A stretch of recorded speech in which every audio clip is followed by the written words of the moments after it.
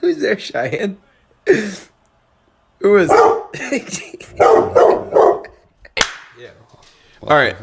So, Super Bowl outcome. What'd you think? You and I have not been fucking eye to eye on this one. You wanted the Bengals. Yeah, I mean, they haven't been there, or they haven't even been to the playoffs since '88 or something. I don't know if they've ever won a Super Bowl. They've never won a Super Bowl. I don't think they've been to the playoffs. I like since the quarterback. He's fucking handsome.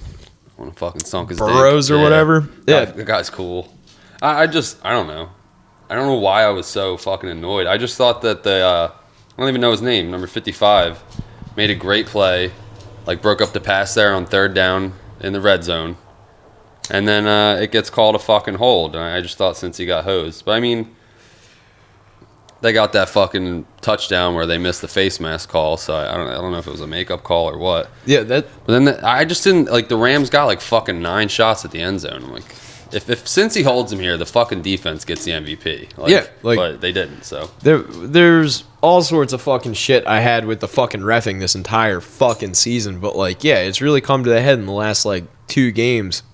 I just didn't like. It's the end of the Super Bowl. There's a minute left, and the guy barely touched him, and you call it a hold when he made a great play. He did. He fucking broke up the pass, got his hand on the ball. Like he did hold the guy. Like I did see that there was like a hold, but it wasn't enough. Like, it was like a negligible one. Like that would have been more entertaining if they would have just let that play. Like that would have been down there. Would have been a fucking great play. Like then the first on like the next play would have been fucking like because a safety. They got it. Yeah, like a safety would have fucking made it interesting if that would have happened, or if they would have had their backs against the wall and been able to play offense on it like that. I don't know. They just like I feel like the last couple of Super Bowls they've robbed us of really good fucking games. Like whatever the one Brady. It was a good game up until that last series. I'm like, dude, they just fucking handed it to LA on a silver platter with all those flags right there in the red zone at the end there. Yeah. The one they called was a fucking pass interference, but I think the first one wasn't. No, that wasn't. Yeah, the one that reset the downs or whatever, where they had like they were like 1st and 1 or whatever. Like like it was like they really did not fucking care about like anything other than LA needs to win this for whatever fucking reason. I had LA in the under. Did you not hit the under? Didn't you hit no, both? I did. Yeah. I hit both. Yeah, I 1-7 on 5. 1-7 on nothing. Like it was a free bet. My heart was pounding. You would have thought I had the fucking rent on it. I haven't placed a bet in like 2 years, but it was a good game. Like I mean, it was. It just feel like the refs fucking ruined everything. So I was talking about like so. I guess this morning. Did you see all the articles about the halftime show?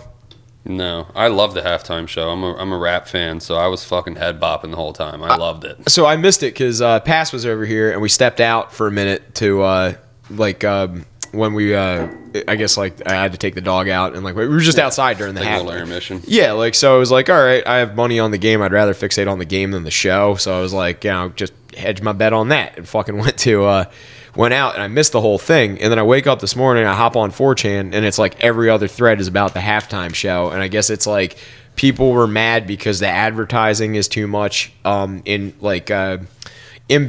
And like this isn't like a social commentary. It's more of a commentary on the ad industry. And it's like knowing Mark and Mark having said this and like other people having worked in the media industry, like I kind of get like that they're not exactly like too thrilled about like just portraying like the nuclear family 50s style, like, so like they're going for more unconventional things like, biracial couples, gay couples, stuff like that.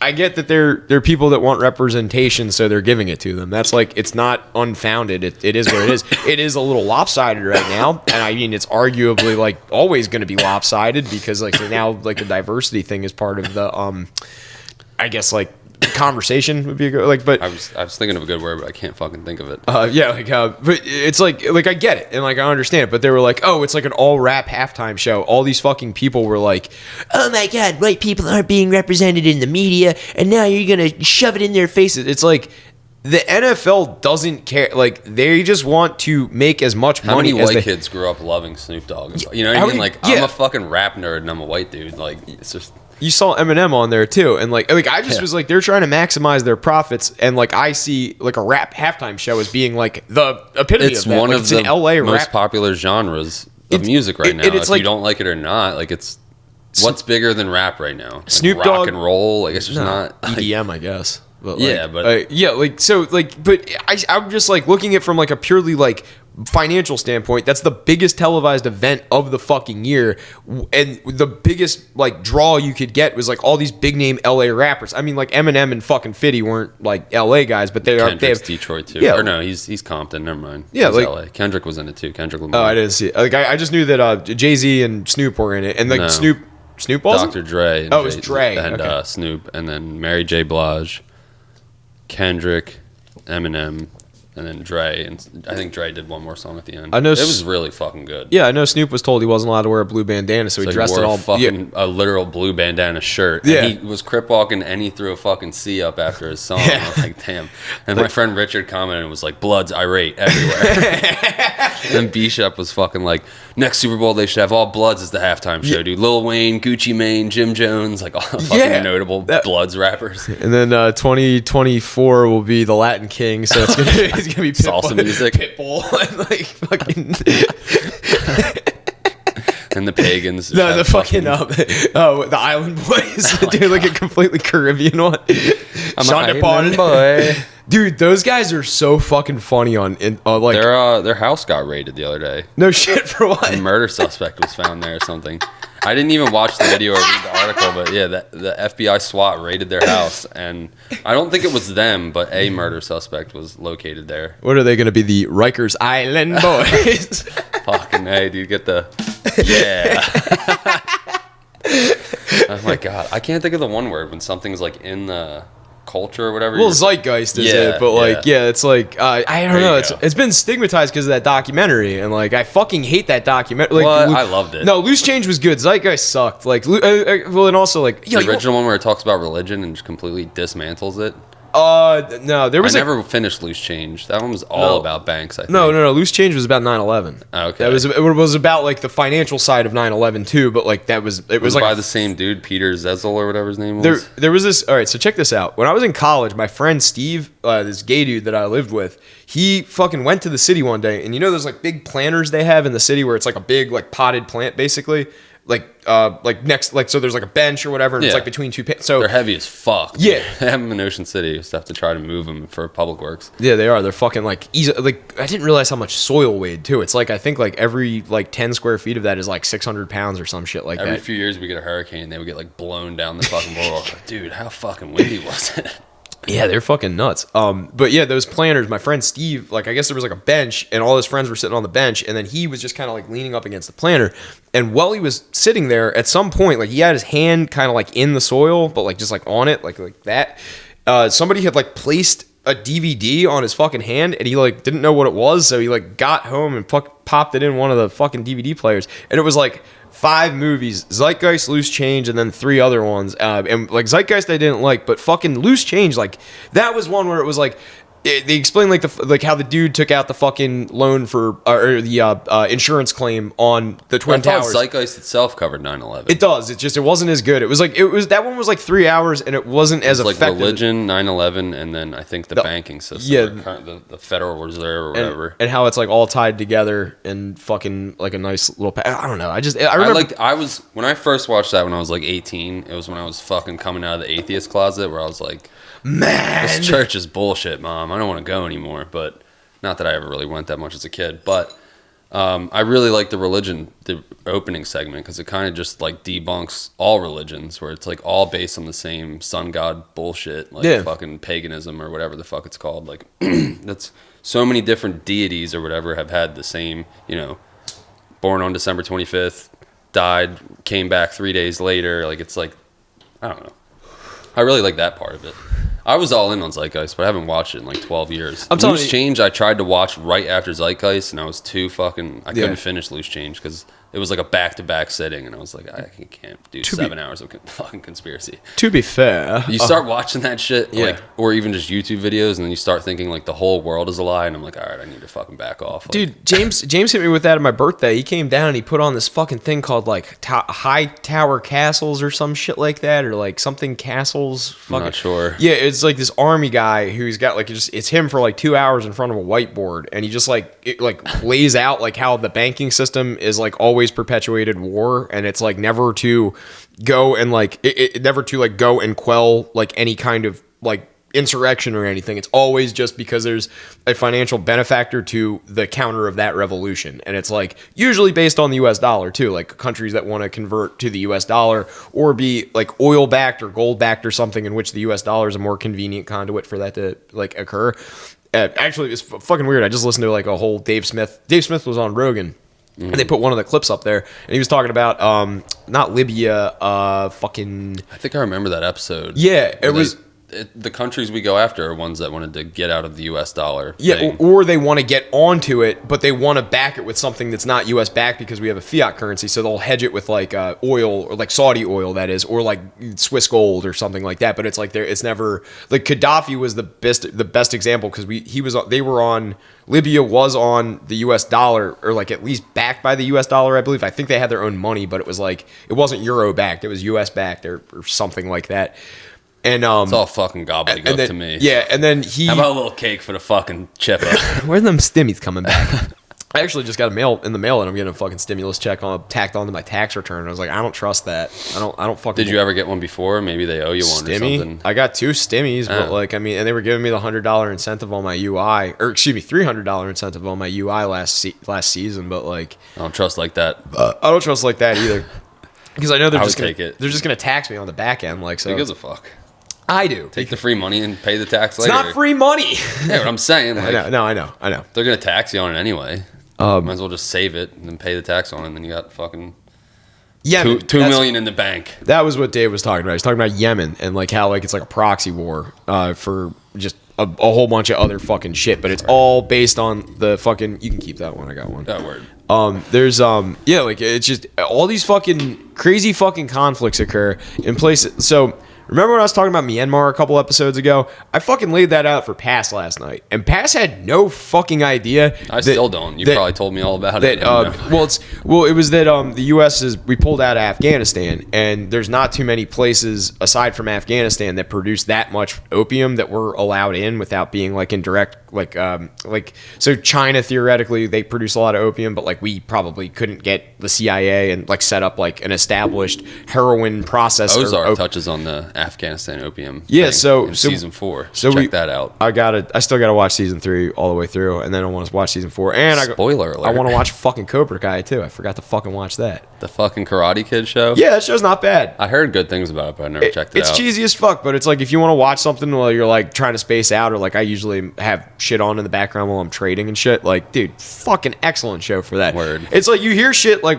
You know, it started on YouTube. It was one of the first YouTube series, and then Netflix, I think, picked it up eventually. Yeah, it was YouTube Red or whatever that was. I think that was the pay service before Premium, I think. Mm-hmm. And then Premium, I think, got adopted after Red or whatever. And then the guy was on Netflix. Rogan promoting it a few years ago when it first... Rogan or one of the bigger podcasts, I forget which one, and then... I don't know. It was after the first season they got picked up by Netflix. This is a whole lot of fucking inside baseball. I don't fucking. I actually like it. I actually really enjoy like when because I had a really long discussion with my dad about how they will purposely hire shittier writers after like so. Ozark, for example. I really liked the first season of Ozark. Second season was watchable. Third season I couldn't get into, but like I'm gonna give it a second chance. It finished strong. So there's a lot of controversy in the show. Like I don't know. But so I like it. So when they write a show, and I'm just using Ozarks as an example because like there's other like, but it's specifically Netflix shows. Netflix shows seem to do this.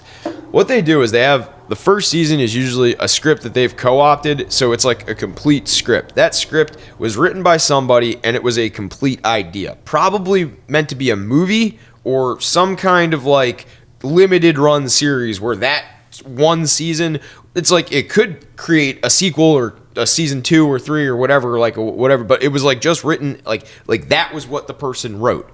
So that gets co-opted by Netflix, and then they're going to turn it into a screenplay, like it's going to turn into a show. So they're like, all right, well, we need to hire more writers to pad this out. But because that idea was so good, all you need to do is maybe add on like 2 or 3 more writers, like a couple to like make it work as a functional series. Mm-hmm. But then, like for the most part, somebody did all the heavy lifting of like the creativity and shit. So that's a good idea. Then you get to season 2, where you get these like think tank things because they're like, well, we really did good with that first season. We need to capitalize on this and make a second and possibly third season. So they hire back the original writer, but then they bring in a think tank. It's like probably like 8 or 9 writers in a writer's room who are like, they have all ideas and shit. Well, they have like a bunch of the ideas listed on a board or like a chart somewhere of like what the plot lines were. And then they have a bunch of ideas that the plot lines like need to progress through and then where they end up. So like what ultimately and then they just make basically a flow chart and it's like very cut and fucking paste. Yeah. But then they have people that like can take that information and make it dramatic and whatnot. But like you kind of see this cookie cutter like point A to point B, but there's drama in the middle. And then that drama is going to help point B motivate to point C. But then there's also like point 1 with point 1A that needs to get to point 2. But point 1A needs a little bit of controversy as well. So we're going to hire a different writer to write that. And it just becomes this muddled mess. And I fucking hate it from a screenwriting standpoint just because it takes a good idea and tries to stretch it way thinner than it needs to fucking be. And that's like what I see. Just point A to B was good. You didn't need all the fucking convoluted shit in there. Exactly. And I will take like a movie or like a shorter series if they get rid of like all of this pointless drama. Because like that was like I liked the drama with the Ruth's family, whatever the Langmore curse. Yeah. So I like the Langmores because the Langmores are like folky and like they're the polar opposite to Marty and also like in many ways the polar opposite of like cut from the same cloth but like different, distinct that is from the heroin family. The Snells, yeah. So I liked that they were like something that you could use where like, oh, if you want to make a second season, you could bring more family members in, which they didn't really fucking care to do. They killed half of them off. Exactly. Like why? Like these are like one of the biggest fucking families in the county. Like that's so much of a fucking opportunity for you to explore. Like you know, like when Ruthless arbitrarily brings in like the fucking ex-wife or like the one kid's mother or whatever, or not Ruthless, Shameless. You know, like in Shameless, how they just like bring season like 6. They're like the mom's back. Yeah, like they just arbitrarily bring people like in and write people off and whatnot, and it's like that's functional and it's good because it's like they just kind of need to get from point A to point B, but they don't need it to be like a whole fucking thing. It doesn't need to be like a whole plot narrative that like the fucking Langmore brothers sleeping with the fucking heroin wife. Like, cool. Why the fuck do I care though? Like, I don't know. I don't know. I think that was more of a shock thing. It's exactly. Like, 20-year-old sleeping with a 65-year-old. Well, I mean, like, I get that, but like at the same fucking time, like, does that actually like does that shock you? Like, does that do anything for you in the context of the show other than my dick hard? This guy fucks. Dude, I tried to. Remember when when I showed you that episode of Marin with Uncle Joey where he's like, "What are you going silver diving or something?" Dude, it's like, why do I know exactly what that means? That show ruled. I wanted to circle back to the Dave Smith thing because I kind of derailed you with those arguments. No, absolutely. Let's go. So what did Dave Smith talk about with? He was on Rogan talking about Myanmar or something. No, Yemen. He was talking about Yemen and how like it's like proxy wars, and he was just saying that like it's like all these countries that have like U.S. vested or U.S. backed banking or like U.S. vested interest in their GDP or like their resources or whatever. Just they become like these fucking playgrounds for proxy wars, and it's like his argument was that like there's so many people that are caught in the middle of this right now because Yemen's a fucking country. It's got a civilian populace. It's not like fucking Weimar. They show you the news footage where they're going through like the bombed out fucking neighborhoods and shit. It's fucking it's gnarly. It's not like Libya's the same fucking way, but it's just his argument was like just that people are stuck in the middle, and it's like you shouldn't treat these third world countries like a fucking playground to have to go play war. Like that's and sell defense contracts and fucking get kickbacks and all that shit. Yeah. I mean, fucking, it's kind of funny that Ukraine's the hotly contested country on the map right now, and go figure Biden had all that fucking interplay with fucking ruining their economy. Like, I mean, they want to join NATO, and I'm like, that's fucking retarded. Don't fucking do that. I don't want to say this, but I have to. Fucking, when I was an aspiring rapper, when I was like taking copious amounts of psychedelics, one of my woke raps, I was trying to be like Immortal Technique, talking about like 9/11 and I was like, I'm certain you've never even heard of Halliburton. Fucking Dick Cheney's fucking nobody's heard of a publicly traded company, Jacob. Or heard about like how it was like an inside thing in Iraq or whatever. Yeah. He got all the fucking defense contracts. He didn't work there anymore, but I was spitting bars. That was good. I'm certain you've never heard of Halliburton. I'm gonna go kill myself. Yeah, please do. Just jump out the fucking window right now and save us both the embarrassment, stupid. Spitting that fucking. I was like Jay to the ROC. Wiki, wiki. You know what I'm saying? Roll with my kitties and I'm hard as fuck. I was getting changed. Yo. J-Rock's pulling his goalie. J-Rock was feeding the geese. Distributing literature. Dude. Yeah, that I told Pass too about Kurdistan. Kurdistan's like one of those ones. It's not an actual place, but it was like it's this. There's several distinctions of Muslim, obviously. Sunnis and the Kurds or whatever Well, the fuck. Sunnis and the Shiites are like the two predominants, and there's all sorts of people that are modge-podged in there. Like it gets very distinct the further you look into it. Weren't you the one telling me there's like Catholics out there too? Or Yeah, there's a lot of Africa or something. Yeah, like like in Africa and the Middle East, yeah, there's Catholics out there. They're like they still speak whatever the fucking Latin or no. It's not Latin. They speak like because it's like people are always like, oh, like they speak Arabic, but it's like Daesh, I think, or something like that. Or is that India maybe? I forget. I have no fucking idea. I forget too. But they have like a language that's like the national language, and they speak that. They just practice Catholicism. Like that's it. And there's Wild. Yeah, no, and it's like they're an ethnic minority there too, so they get bullied a lot. Like usually the more Muslim centric politicians and shit, like don't hang these Catholics. Not really that far. Not really that. ISIS was targeting a lot of Catholics just because they were Catholicism is like they had odds with the fucking I guess the fucking. I'm grasping at what it is. Whatever the Barbary pirates were, that it was like the Islamic State, basically. But it was in the Crusades were the Catholics fighting the Islamic. Okay, that was a long time ago, though, right? There was like a bunch of them too. Yeah. It was like a 400-year thing, I think. But like, why were they called ISIL in the beginning? It wasn't. Well, ISIS is the Islamic State in Syria. ISIL is the Islamic State in Libya. But it's regional. Something new every day. Yeah, but like it's all of that is distinct because there's like in Libya there was like the Al Nusra, I believe, front, which was the like Mujahideen in Libya, and they would like fight the army. And then there was like I think it was like the Free Libyan FLA or something like that. They were like the pro government ones, and they were like they would fight like what basically ISIS manifested into. Yeah, Libya had this like real hot moment, and it was like very weird to observe on 4chan from afar because it was very dark and like very sadistic and like really morbid, but like it was very fascinating because people were trying to get out of Libya at this one point. I forget. I think it was Aleppo was the place, whatever Gary Johnson whiffed on, but yeah. So like people were trying to get out of Aleppo, but there was like a lot of fighting going on, and there's also get down from there, get down from there. Fucking snot bubble. I'm laughing.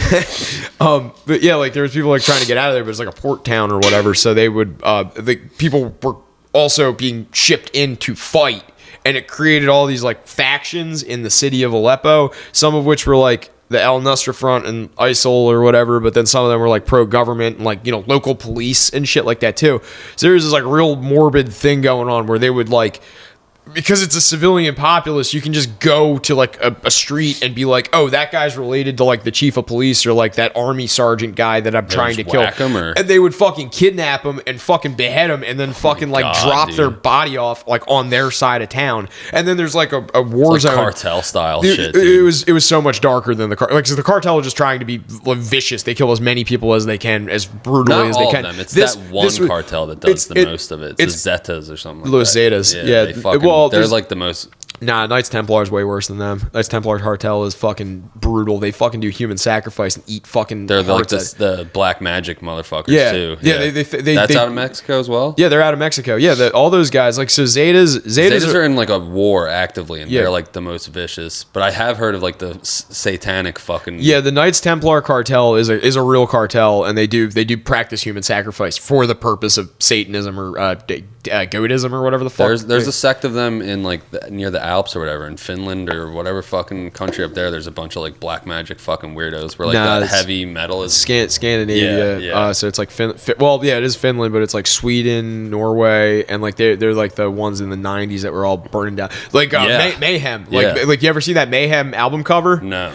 There's this band from I think Finland called Mayhem, and they were a black metal band, and they were like the lead singer was like involved in a bunch of like church burnings and fucking like biker gang shit, and like Nice. he yeah, so the one of the guys in the band decided he was gonna kill himself and fucking took a shotgun and got in the bathtub and blew his brains out, and That's mayhem. the fucking singer took a picture of it and got a Ziploc baggie and put his brain in it before calling 911 or whatever the police ambulance services over there. Then they used the photo for their album cover. The photo of him just with the shotgun and the fucking brains and everything. And they scooped the brain and put it in a Ziploc bag, and did they eat it or something? They ate it on stage, and then the guy Nice. got arrested for like acts of lewdness. Probably really good for you. I mean, probably it'll make you smarter. That's what my grandma always used to say when she feed goat brains. I don't know if it'll make you smarter, but we talked about it before. Organ meats. No, Rogan's a fucking government shill too. Well, that's a conspiracy. Big time. That's a fun conspiracy that Rogan, because Alex Jones is allegedly Bill Hicks. That's I've heard that one. I've heard that too. Buy it. I don't buy it either. And like, there's sufficient evidence that Bill Hicks is dead, according to Doug Stanhope. Yeah. Wait, dude, his Bill Hicks joke is so fucking funny. They call me Bill Hicks of the next generation. I don't agree with it, but I do have a pancreas that works better. Fucking Doug rules. Fucking Stanhope is awesome. Dude, I like when I wrote him on your behalf, and he fucking started the letter with the response, "Dear Wop."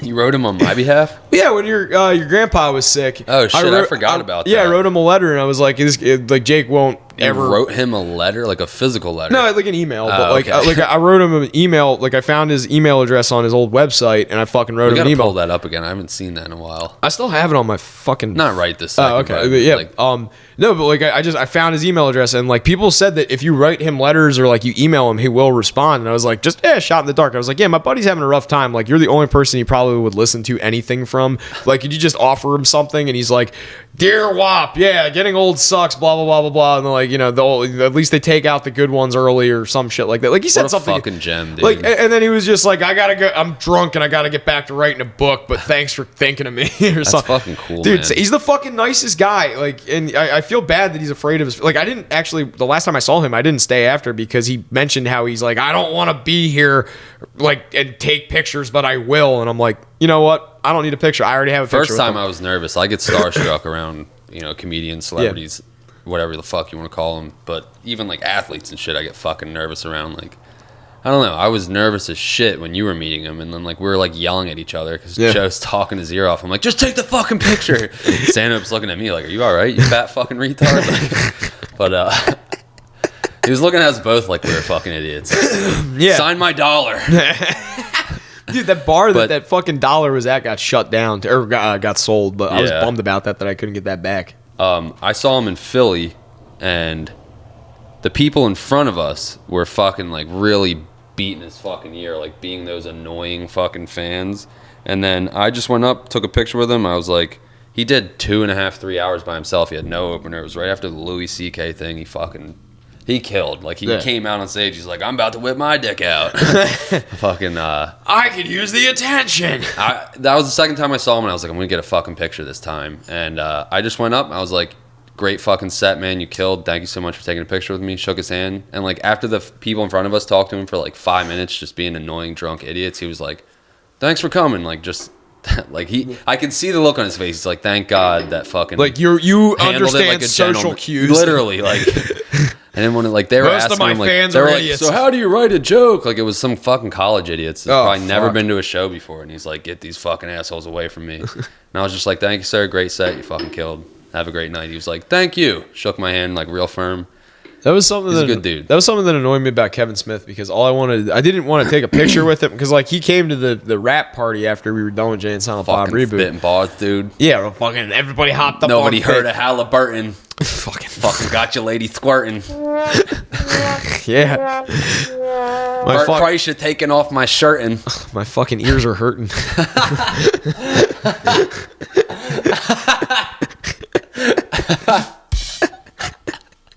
Two for two today on Fucking this. killing it, dude. Dude, Fucking halftime show is a bunch of noise. That ain't music. Look at her ear. It's like, stop rapping, you stink. Dude, so No, like we did the rap party and Kevin Smith was there, and like I met Jason Mewes and like everybody was really super fucking nice. I met the dude. His name is Jacob Richardson. He's the guy in the beginning of the first Jay and Silent Bob, where you know the two guys that buy weed off them in the very beginning, and the guy's got like the spiky hair, and there's a guy in a leather jacket. I met the one. Put that shit in my hand. Yeah. $20. Yeah, $15, little man. Put that. Yeah, those kids. So those fucking the one dude, Jake, was like I talked to him for like 2 hours at that fucking party. He was the nicest fucking guy. And then Smith shows up and everybody wants to take a picture with Kevin Smith and shit. So like I'm like, I don't want to take a picture. I'm gonna wait till the line dies down a little bit because they want to get like all the important people in first, and then all the common folk can fucking file. Super like I was like supposed to be there, you know, whatever. Yeah. But Kevin, like as soon as I got to the front of the line, I just wanted to be like, you know, shake your hand. Thank you for letting me work on a movie. I'm from New Jersey. Your movies were like a big part of my growing up. Like, thank you for letting me work on one of your movies. That was it. It took me, like, I got to the front of the line. His daughter comes over and her fucking gigantic head butts through the fucking line. We talk about that on air, or was that an off-air conversation? No, that's a fine one. We talked about. No, we talked about that. Yeah, she has a huge fucking head. So yeah, so just like imagine like a fucking garbage fucking truck with like fucking butting her way to the front of the fucking line. I mean, it's her dad. I mean, well, yeah, but she's pulling her dad away from his fans because she wanted to go sing karaoke. Understood, kind of a sentimental moment, but at the same fucking time, like I waited my turn. Yeah, I want to fucking say thank you. So, so fucking Smith gets swarmed again after he does karaoke and he's taking pictures with people. I'm at the front of the fucking line this time, and then they take him out another door, and I'm like, all right, do I fucking smell or something like that? Like, what the fuck is this? And then.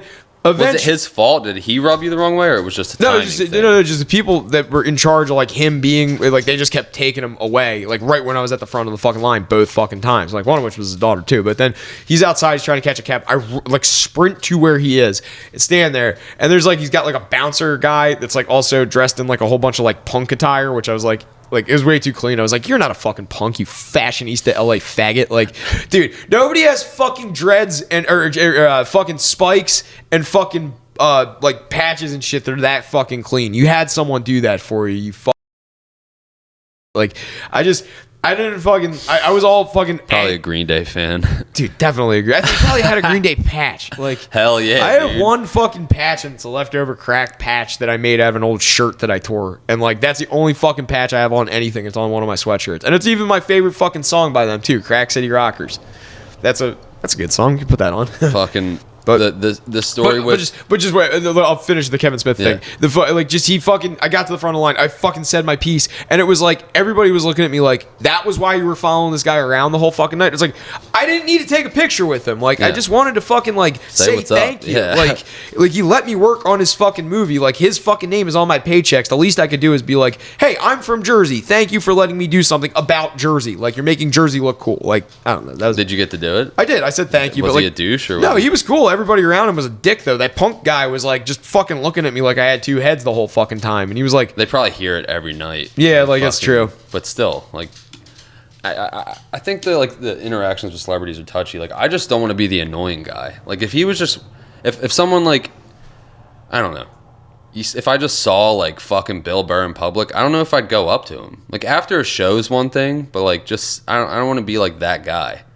But I just like to keep it brief. Like you said, hey, thanks for letting me work. Yeah, shake his hand. That's all I want is a handshake and just say like big fan, whatever the fuck. Well, the Kevin Smith story reminded me of when we saw Diaz, and I almost got fucking ixnayed at the end. Oh when yeah, you got your they picture, definitely. And he thought I was just taking the picture for you, and then he just walked away to talk to his buddies, and I was just definitely like left standing there like holding the bag. I'm like, what the fuck, like dude, I was the last in line, and that also reminded me. We didn't know where he was. We knew he was going to take pictures, but then they closed the fucking doors in front of the lobby. Stu out. And then they literally like boxed. I like snuck my fat ass in somehow, like weaseled my way. And Stu's like, no, like trying to box out the security guard. And they had like three dudes like slamming the door in his face. And then we come out like 20 minutes later. He's just sitting at a slot machine, like looking mad as fuck. He's like, dude, I wanted a fucking picture with Uncle Joey. What the fuck? And then we saw him again, and he didn't do pictures the second time. But then we went and got drinks and we met the one comic, the opener, Matt Brower or something like that. Oh, yeah, he was cool as fuck. You gave him the fucking ear beating that time though. I felt bad like immediately after starting that conversation, and like we both realized it though, because I realized it the whole time. Well, I just wanted to be like, hey man, great set, and you were like, yo, dude, what's it like opening for Joey Diaz? And you just gave him a fucking interview. No, yes, fuck you. You were drinking, I was sober. I sat at the bar and had like a ginger ale. Well, why I was don't you super fucking nerd. You make it seem like I just walked up to him and was like, "Hey, buddy, how's life?" Like, no, I fucking bought him a beer. I was pretty fucking cool about it too. And then I just I bought him the beer and then realized like, oh, it's gonna take a second for him to get his beer. So I asked him a question and then realized I asked him like the most cliche shit. You're literally like, "What's it like opening for Joey Diaz?" But like I just he was like, "Joey's pretty cool." Like he handled it well. Like, he wasn't a douche. but like I knew I fucked up like as soon as I fucking. But then we talked to him for like 5 minutes. Yeah. And I could tell like he just wanted out of the conversation by the end, and you were like, "All right, thanks, man," and kind of gave him the out. Yeah, luckily, I just wanted him to have a fucking beer because he made us laugh. Like I just made it all awkward. He's awesome. I think he's under fucking recognized. What's his name? Brower or Bronner? One of those two. One of those two. Look him up. I don't fucking know. I don't know. But he was fucking good. He was really funny. Like, I mean, I just hate like when I put myself in fucking uncomfortable. Dude, I put myself in uncomfortable situations all the fucking time. But this one takes your daily life. This one takes the cake. I think it's the most uncomfortable I've made anybody ever in my fucking life. I was with my girl. Not Bronger. That's the Bronger dude. He's been on a bunch of shows. Yeah, that wasn't him. Yeah. Brower.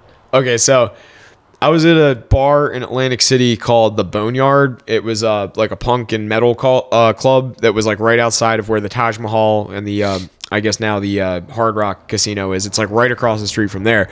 Used to be the best bar to go to because they had really cheap drinks and they would always have bands. And like I would fucking love going there just because if you wanted to like go there on a Tuesday night, there was usually an open mic. There was like sometimes a fucking live act. Like whatever. Or if not, they had a pool table and $2 PBRs. Like it was a fucking great place.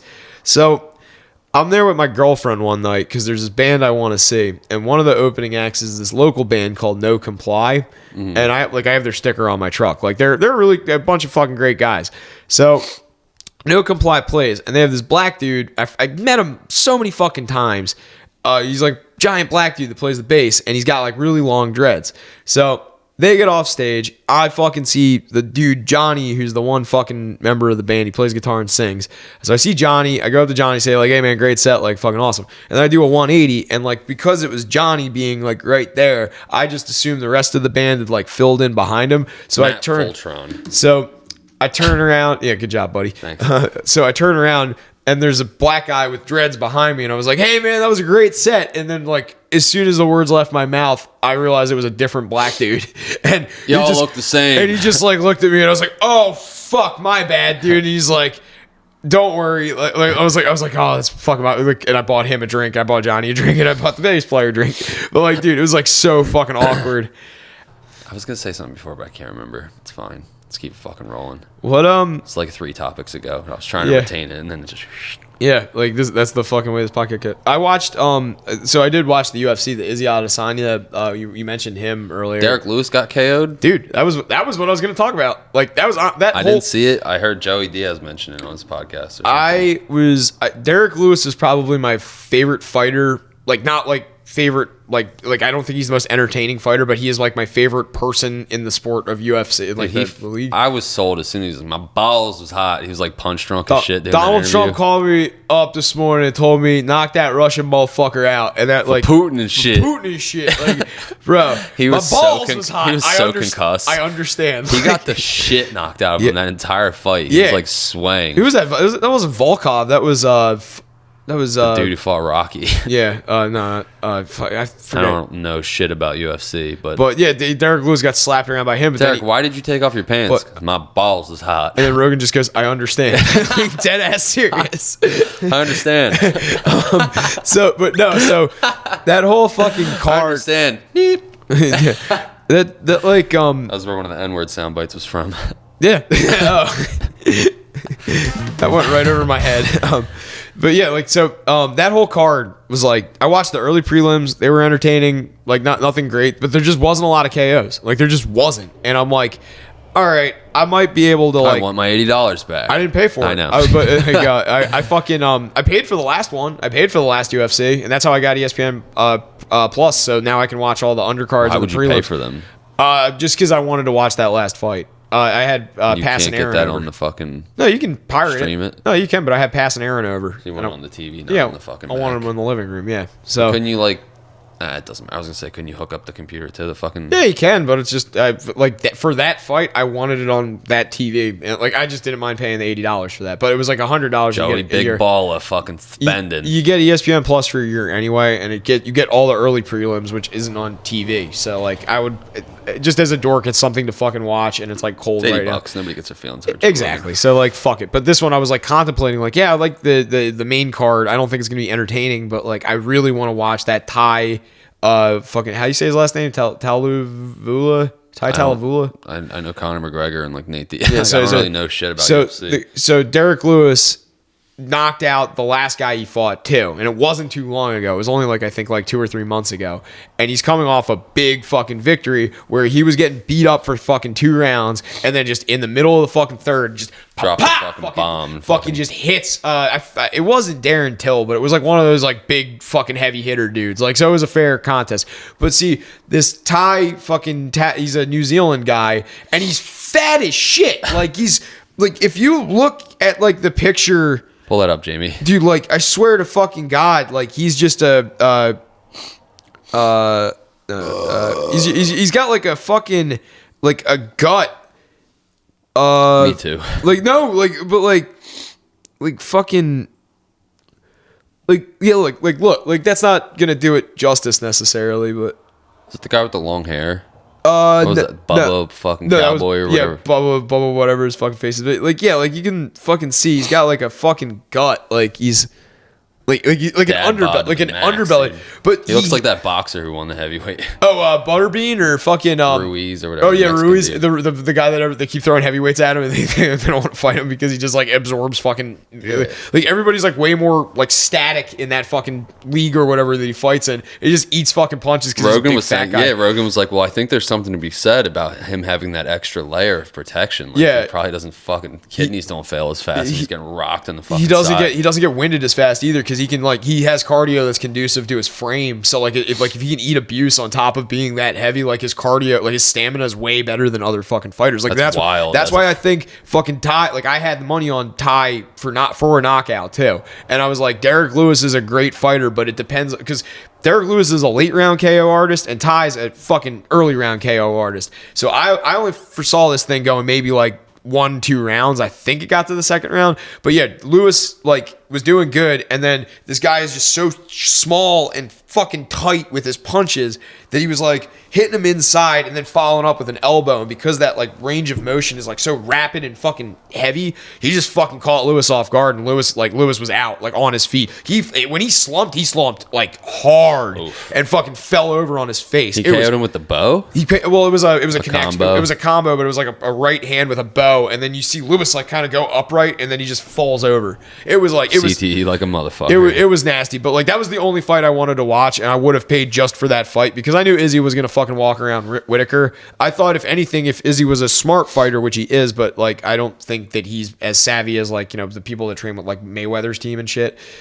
Fucking Izzy would have fucking milked a third out of that. He would have made it a trilogy with Whitaker, but Whitaker's just not a good enough competitor probably at the echelon that Izzy's fighting at. Like they're going to have younger people come up and fucking try and contest that. Or he's just going to fucking retire and then fucking let someone else get the championship and then he's going to come back and fight them. Like it's all dramatics. It's all like just to get like more fights set up in the future. But like I didn't see him doing that. So I was like, yeah, I think Izzy's just going to like let this guy fucking punch himself out. He's going to punch himself out, Mick.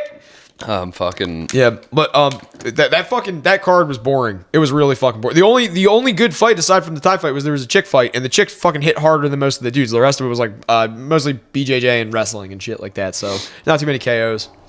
I used to love watching the KOs when I was a kid, and then you learn about traumatic brain injuries and like you see someone hit the deck like that, and I'm like, fuck, he's gonna be seasick for a month. Like, dude, I had a concussion in high school, and it kind of like stuck with me, and like later in life in college, like I could tell that there was like starting to be the effects of it. Like they would say like numbness of your extremities at random times, and I was like, oh shit, that happened. Fucking lazy eye from all my brain injuries. Dude, like, and I fucking watched that. There's this kid I live with named Doyle, and he had a fucking hard drive with all the like highlight UFC things, so like best knockouts, best fucking like shortest fights, like heaviest hitters, shit like that. And there's this one compilation of the Pride Fighting Championship over in Japan where this guy he literally his skull got fractured because you were allowed to do downward kicks and downward punches, and this guy got pummeled so hard into the ground that his skull literally came apart. Yeah, he lived. Oh shit! I think there's been a person that died in Pride, but I don't think it was the guy that skull got fractured. But you can see his face is not mobile like when the fight is over. It is just like bloody and like he's non-expressive because his like skull's like so. What the fuck? Yeah, like dude, that fucking league was insane. They were giving people fucking steroids. All of your fucking winnings would be in cash, and you weren't allowed to get wire transfers for tax purposes. So they would like. I think his GSP talks about it. He's like, yeah, you go over there, you'd fight for a weekend, you get paid. Yakuza fucking washing their money. Yeah, like he was like you would get paid in like bundles of like $5,000, and they're just like, well, it's like we're not gonna fucking tell you how to what happens from here is on you, and like you would have to come in with like fucking bundles of $5K in his waistband and shit, and then like put cellophane over it, and then come back like that. Yeah, because you can't like cross with more than 10K or something like that. Yeah, you have to declare it. You'd pay taxes on it, but like there's gray areas with it. But yeah, I think it was because it was like mob back. They were like, yeah, cash only, and like there's a ton of fighters that did that. That league was like fucking insane. Similar stories in the KHL. Guys on Chicklets talking about how really like, some of the teams were fucking Russian mob owned and shit. Like, well, he used to do that shit. Yeah, he tried to sell me his Audi one time. He was like trying to fucking tell me that like he's like, yo, you took your driver's test yet? I'm like, yeah. And he's like, you got a car? I'm like, yeah. And he's like, you want another car? And I'm like, no. And he's like, I got an Audi A4, 16,000 right now. And I'm like, yeah, because I brought 16 grand. I got $17 in my wallet. It's like I brought that much money with me to fucking school today. He's like, you got parents? And I'm like, fuck you, dude. Like, he's the biggest fucking shithead. He took a dump in Tina's parents' pool back in the day. It's like an infamous Beasley's Point story. I was like, I heard about that before you guys. I literally had heard that story before they ever told it to me. I hated that kid, but that's hilarious. Apparently, the oldest sister like wronged him somehow or something, and he felt and need to get revenge, to retribution, take a duty in the pool, go caddyshacking in the pool. Dropped a fucking floater, dude. He was the one that he got busted for drawing a dick on Mainland's field too. You remember that? No. Yeah, he got fucking popped fucking going to Home Depot and buying 15 gallons of bleach, and then he went and bleached a giant dick into their football field. Dude, excellent prank. They had fucking satellite photo, or not satellite, but like someone like took like aerial photos of it. Footage. Like it was before drones. It was like someone like flew a banner plane with a camera or something like that and took pictures of it, and like holy fucking shit. It was like you could see it from the fucking sky. It was so fucking funny. He got arrested on that. He got brought up on criminal charges. Yeah, fucking damaging property. Yeah, vandalism and like a fucking a whole bunch of obscene fucking graffiti or public whatever. Lewdness, I think, or some shit like public that. Penis. It is production hell. We watched another one. It was called The Witch, and it was The Vivitch. Yeah, that one ruled. You thought so? I love that movie. That movie is we do not brilliant. see That movie is brilliant. What are you talking about? They're fucking. The witch is skinning a baby alive in the first 5 minutes. It was a glare. I couldn't really see it that well. Dude, you didn't watch that at night, like stoned to the gills? No, I was stoned to the gills, but both lamps were on in the living room, and I was on the fucking bad seat of the couch. You shut the lights off. I could see that. It's not my fucking. I know, but it's also hard as fuck to understand what they're saying, dude. Yeah. That's what I. I laughed out loud at a few of the scenes because I was like, "This is so cheese dick." Like, no, you must respect for the Lord. Fucking no, it's not. It's so fucking gay. So it's an old Puritan fucking tale. I hated it. I understand why a lot of people fucking hated it. A lot of people think A24 is like hipster fucking garbage. I love A24, and they give Denis Villeneuve movies to make. So fuck it. Like, I don't know what the fuck A24 is. It's a hipster tier production house. Like anything that's like an avant-garde or like a little too edgy for mainstream movie, A24 handles. So like Midsommar. And like fucking I didn't even understand, like, were the little kids the witches? No. Was she the witch all along? Yeah. No, but like it's because of the fucking devil being their goat, Black Phillip. Yeah, but I thought the kids were fucking. No, the kids are just kids. They're just idiots, and like I don't know. I disagree because she was like, "Talk to me like you talk to the little kids." No, that's like her. That's her in reality. She doesn't realize she's the witch until Black Phillip starts talking to her, and that's at the very end. But I thought that the goat was talking to the kids too. Where'd the kids go? The kids just disappeared. There was no resolution on the kids. Yeah, the fuck. Okay, so it starts out, they get exiled from their community. Yeah. They're told they're not allowed to go to their community. So they're not allowed to stay in their community. So they have to go out into the woods and live in the woods. What did they do wrong? I was fucking... The Puritans were such uppity cunts that they like could have like someone could have spit on the sidewalk or something like that, and that's what got them kicked out. I thought he was like preaching some kind of other religion. He might have been like he might have had free thought was like that. Like these are also the people during Salem that were like they weren't burning people at the stakes. That's a misnomer, but like that was like where the Salem witch trial like that. This is like kind of in that time, but it's like this is an old wives' tale about witchcraft, and so you start with them getting exiled. So now they're in complete isolation. So was she the brunette witch in the woods? Who the fuck was that? That was just a witch. There's a coven that live out in the woods, out on the fringe of society, where these people have been exiled to. I don't think she was the witch all along, though. She was. Says who? You? Watch the fucking movie with subtitles I don't agree. on. I did watch it with subtitles on. Did you? Okay. Yeah. So there's... You needed them to understand these fucking gibberish fucks. So doth hast make waste hast doth. Shut the fuck up. The movie sucked. It was great. It was fucking awesome. Fucking Vavitch. What are you, fucking ASAP mob? Spelling your fucking W's and A's with V's. Fuck off. No, that's like old. It's like something that's made for a specific audience, and I am that audience. But like, I thought you would hate that. No, I loved it. Are you kidding me? That's such a good. It's such an atmosphere. It's such a good slow burn of a fucking movie. Like when they lose the fucking dog, and then the kid fucks the gun up, dude. Like they're done. They have no chance of surviving. And the horse. And the horse, and the fucking all that farm animals at the end, like, dude. So the thing that got me that I loved was when the fucking goat got the dad. Yeah, right. Well, that's Black Phillip. That was a fucking and Black Phillip reminded me of Patrice. R.I.P. Patricky.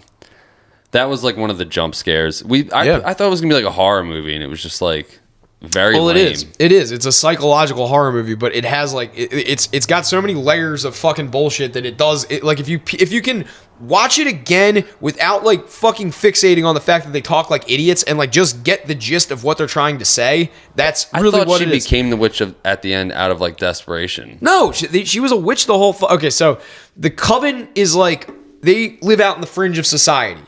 So the mom is not a witch. She's too Puritan, so she can't. The only one that's the younger sister is too young, and they're probably going to just eat her like you see with the baby when they steal the baby in the beginning, and the witch fucking skins it alive and eats it. Like that's what they're doing. They're preying on these people. They have to eat them. Like but they use their mysticism and their spells and shit or whatever. Like it's ambiguous. It's deliberately left ambiguous. So you're not supposed to know what exactly is going on. So you're just like suffering with these people where they're like, we can't go back to society. We're stuck here, and now we got to make sense of like unrealistic, like unwieldy things going on around us. So like they're losing children, they're losing animals, they can't fucking catch anything, the land won't grow any food, and like I guess they tried in the middle of fucking October anyway, so that's retarded. Fucking black corn or whatever. Yeah, like so they're destitute, but then like the destitution is what should motivate them to leave, but they don't because they're not allowed. They can't go anywhere. So the witches are just like they're letting them the bunny rabbit with the weird eyes slowly unravel. Yeah, like they'll slowly let them unravel until like it's easier for them to get picked off, and they do it psychologically, they do it in real life. But like there's a moment in that fucking movie that's so fucking good because the only like moment where you know it's like the movie kind of winks at you is when the little brother and the older sister are washing the clothes, and the fucking not the twins, but they're like watching them, but they're washing the clothes, and this brother starts staring at his sister's tits. He did earlier in the movie too when she was sleeping. But it's like one of those ones where it's like there's something like it's disconnected from the story and everything about like what the plot of the movie is, but it's like one of those ones where it's like... Then when the witch gets him, he's staring at her fucking big bubbas. And me and Tina's dad were like, oh, he's fucked. He loves fucking tits. That's just it. They use what he's interested in against him. But no, I think that's because she was the sister that ends up becoming the witch. I think she was born the witch, but had that in her the whole fucking time, which is why she like strips down naked, like she's completely getting like rid of the confines of like her old life and old society, like or whatever, and found this coven that is her calling or whatever. So I don't know, it might not be inherent, but I think that she had it with her at least throughout the movie that was who she was the whole time. Not that she used that. It just confused me because the kids disappeared, and it's like, oh shit, they're fucking. How about the brother dying? The younger brother dying? That's fucking crazy. Because like he could scene. I was like laughing out loud during that. Like, because he's like saying nonsense, but like he's too young to comprehend what's coming out of his mouth. But that's how he's contextualizing dying. But you don't know if it's just him like, I have to say my last piece because I know I'm going to die, or if he's possessed or whatever. And then he sits up at the end too, and I'm like, holy shit! Like that's I thought it was really well done. I like that movie a lot. Like I get why you don't like it. Like it is fucking overly fucking like. I'm just so anti-theist that I think the super religious aspect of it I just found comical. I was like, you're basing your life on like, and I know that's what was going on at the time. I know it was correct. It was just. No, it's not that it's correct. It's not that it's correct. It's that like he had free thought, so he got exiled from like the people that were closed minded. So this guy is like technically a free thinker for the time, and like then he went super religious because he got exiled. No, he's still the same guy from the beginning, but his religious ideals were like they're not coven worthy. Like he's not going to become a witch with those religious ideals, and he's not going to be able to take those religious ideals back to town and be there. So he's stuck. Like that's just it. Like that was what the story, like it was like supposed to be like a fable to teach you something. And it's like, yeah, don't have shitty ideas or you're going to go out into the woods and then get eaten by witches. Like, does that make a little more sense? Like that they were trying to like prevent free thinking. Like that, like that's the point of that story is like, yeah, be closed-minded. Like don't think for yourself. I'm looking up what happened to the little kids in the Vivitch. That's fine. That's what confused me. Cause I'm like, they got eaten, man. By who? The witches, the coven. They slowly picked everybody else off until the point where they were easy targets because they wanted to eat them. Like the dad was literally killed by the devil. Like that's the like Black Phillip's supposed to be like the allegory for the devil, and they need him, so they need to keep him around. But like in theory, it's like, oh, he's watching, so he knows like just how to fuck with them and manipulate them in a way. How about the scene? They were taken by a witch that landed on the roof. Yeah, was it that one? Script. It's like the plea Thomason makes to her mother suggests that they were taken by a witch who landed on the roof, and there was like a hole in the roof. Yeah, wasn't there like the scene where they fuck with them while they're sleeping, and the mom's like pretending she's breastfeeding or whatever, and the crow's pecking her tit off? Yeah. Like, yeah, that's bloody like, nipple, dude. That like, you're telling me you didn't like that? That was like, disturbed me. I think just a few of the scenes, I was just like, this is so fucking retarded. Like, just the super religious aspect. I was like, fuck off. Like, it's not trying to be ham-fisted religion either. It's not like trying to be like, oh, like it's just it was. I also could not see well in any of the dark scenes because there's two lamps. Yeah, you got to shut all your lights off and watch that shit. Like, I don't know if I'll watch it again in 2 years. Don't. It's too fresh right now. Yeah, don't fucking bother with it. That was like me trying to rewatch Blade Runner to talk to Mark about it, and I was like, I was thinking about that today. He's probably when he comes down, he's gonna see me. He's gonna be like, yeah, man, like Blade Runner, not as bad as you thought. I was like, fuck you. I fucking hate that movie. Still, it's just like I didn't dislike it as much as I normally do because I'm like familiar with it. No, it's like the devil, you know. Like, yeah. Tina picked it, and even she was like, it was all right. Like everyone was in agreement. So it was just like. No one hated it, but it was just... It's a subtle movie, and it's like I get why people don't like it. And like you said, get past watching with their fucking mush mouths. Like I hated the way they dialogue's rough. Like doth haste, doth hoof huff. Yeah, dude, I watched Donnie Brasco the other night. I think it was like the night I brought Cheyenne home. We watched fucking Reservoir Dogs yesterday before the game. Good that was great. Fucking movie. That was great. I hadn't seen it in years, and I forgot that Mr. White was a fucking, or not Mr. White. Yeah, Harvey Mr. Keitel. Orange was a cop. Oh yeah, you forgot about that? I forgot, and then fucking that's Tot fucking spoiler alerted me. It was like, yeah, he's a fucking cop. And I'm like, I haven't seen this in like 12 years. Damn, I completely forgot. My favorite character in that whole fucking movie is Steve Buscemi. Am I the only fucking professional? I watched this. Mr. Pink rolled in that fucking movie. I don't tip. I don't believe in it. I don't believe in it. You think I'm going to fucking Here's the help pay the world's rent? smallest violin playing for all the servers, waitresses. Think I'm going to pay for the rent? You got another fucking thing coming. Hey, they put something through Congress. I'll sign it. I'll sign the petition, whatever. But you know what? Till then, I want my dollar. Yeah, you don't tip McDonald's, society says. But fucking, I watched. I got Big Dixon. Charlie Chan, Chami Chang. I don't remember that, but that's right at the very beginning where Joe's like there and he steals his book and Harvey Keitel won't give him his book back. He's like, I got Quentin Tarantino's going off about Madonna. Our fucking niece is like walking around. And it's just like, I got Big Dixon one ear. I'm having to fucking pause it. I'm like, Jesus Christ, can I get to the fucking robbery part? which you never even see really any of that. Yeah, you see like a little bit of it. That's the beauty of it. I forgot it was like all warehouse scenes. Oh, come on. You forget that fucking like Tarantino, like, so you like that movie where Tarantino shows, it's a movie about a heist where they never show the heist. No, that annoyed me. Oh, really? 'Cause I went into it thinking okay. it was like a bank robbery thing. And I'm like, this whole fucking movie's in this fucking warehouse. Like, where's the action? And then you see Steve Buscemi like light up a bunch of like a crowd of people to get a car and then shoots a lady in the stomach or whatever. Or no, that was Mr. Orange. Yeah, and fucking Mr. White is the one who shot a bunch of people, shot the cops and shit right in front of the undercover cop. Yeah. I watched this documentary. I think it was on HBO. It was really fucking good. It was like crime. Hookers in the Point. No. Did you find that? No, I think I might have seen it on there, but I haven't rewatched it since I was 10. But hell yeah. What was your documentary about? It was called like Crime 1984 to 2020, and it followed these 3 different fucking. It was like 4 originally, and then 1 opted out. But it was just these, low life people from Newark, who were like stealing in the beginning. They were just stealing from department stores and shit. And they check in with them like every few years, and it's just this progression. I don't want to spoil it, but they all get on heroin and they all fucking die. But awesome. It was fantastic. It was like late years and years later. The one they show him in the morgue all bloated and decomposed, and he was like brown. It was gnarly. But they were like likable characters, even though they were scumbags. Like they were funny and interesting and shit. It was. I like highly recommend watching it. But I spoiler alerted my fucking self because there was a guy named Mike in the first part who he opted out, and I was like, what happened to fucking Mike from HBO Crime, whatever.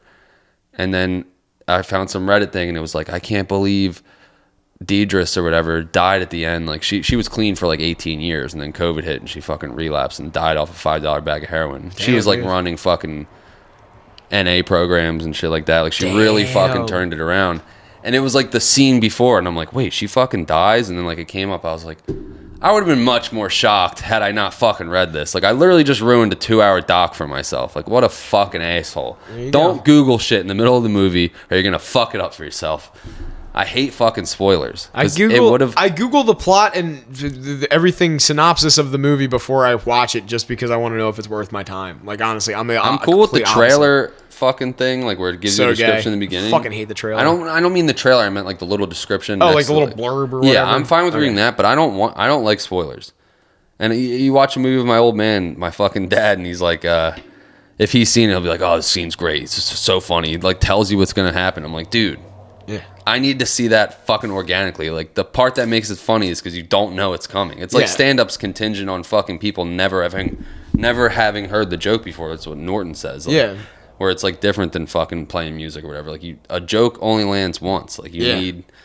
I forget what Norton was ranting about. It was something like people probably trannies normally, but it was something like where people were recording cell phone videos at shows or whatever. And it's like, well, our business is like, it's not like people recording at a concert. Like.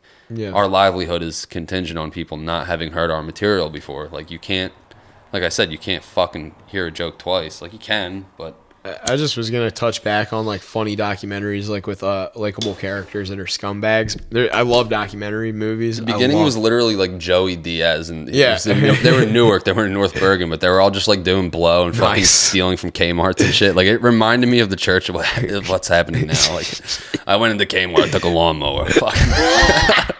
Just walked out with it. God damn, dude. There's we gotta wrap up. What were you gonna say? My bad. No, just there's this documentary, and if you haven't seen it, like, I highly recommend watching it. I love docs. I've been really into them lately. Dude, I'll lend it to you right now. If you bring it back for the next podcast, I will send it home with you right now. I don't know if I have anything to watch it on, like DVD wise, at the house. Fuck. Okay, so there's this document. You can find it online easily. It's called Hated: The Gigi Allen Story, and it is, you know, the guy that made The Hangover, Todd Phillips. I've seen his movies. I'm not Todd super Phillips, familiar with him. All 3 of the Hangovers are Todd Phillips movies. He made Joker. He made Road Trip, like Old School, like all these boner comedy kind of like super silly guy. That was his first movie. Was this documentary about Gigi Allen, and it was when he was a student at NYU and got Gigi Allen permanently banned from NYU. And you see that and see why, because I'm not spoiling shit for you on that one. I'm just handing you this fucking documentary and saying, I will give you a heads up. There's a lot of male nudity. That's okay. There's a lot of poop too. I've heard of Gigi Allen. So, Just be warned. But yeah, a lot of male nudity and a lot of like, did he just really fucking say that? But dude, it's one of the funniest fucking movies. If you can get past the grotesqueness of it. Is there a lot of Rogan sound bites? Dude, there's one part, and this is what I'll sell you on, and this is the hardest I've ever fucking, like you said, the first time you see this, it is the funniest fucking thing you will ever see, because I'm not going to be able to do it justice. Just wait, like, you got to see the whole thing. So Dee Dee Ramone, he was one of the members of the Ramones, and like he plays in the band that Gigi Allen's in called the Murder Junkies in this documentary for like a couple of days, and like Murder Junkies. The Murder Junkies, Gigi Allen and the Murder Junkies, yeah. So the Murder Junkies the Murder Junkies are out of members, so they need Dee Dee Ramone to play bass, and they interviewed Dee Dee Ramone, and this was when he was like really on fucking like heroin and shit. So he's just sitting there with sitting with sunglasses on indoors in a really dark room, and they go, "So Dee Dee, like, what do you think of playing with the Murder Junkies?" And he goes, "Oh, who are the Murder Junkies?" And they're like, "That's the band." He's like, "Oh, the name of the band is the Murder Junkies? I thought it was just called the Gigi Allen band." Like, that's fucking out of his mind. Dude, it's so fucking funny. There's a part where he shoves a banana up his ass and then throws it at people. Like, if you've never seen his antics before, holy fucking shit. Like, and I can't believe that this somehow was what springboarded Todd Phillips into making The Hangover. Yeah, like, okay, fat Jesus. Yeah, like, oh, I didn't realize they gave out rings in the Holocaust. Like that somehow is a result of Gigi Allen, and I love it. All right, we got to wrap up. Thanks for listening. Go fuck yourselves.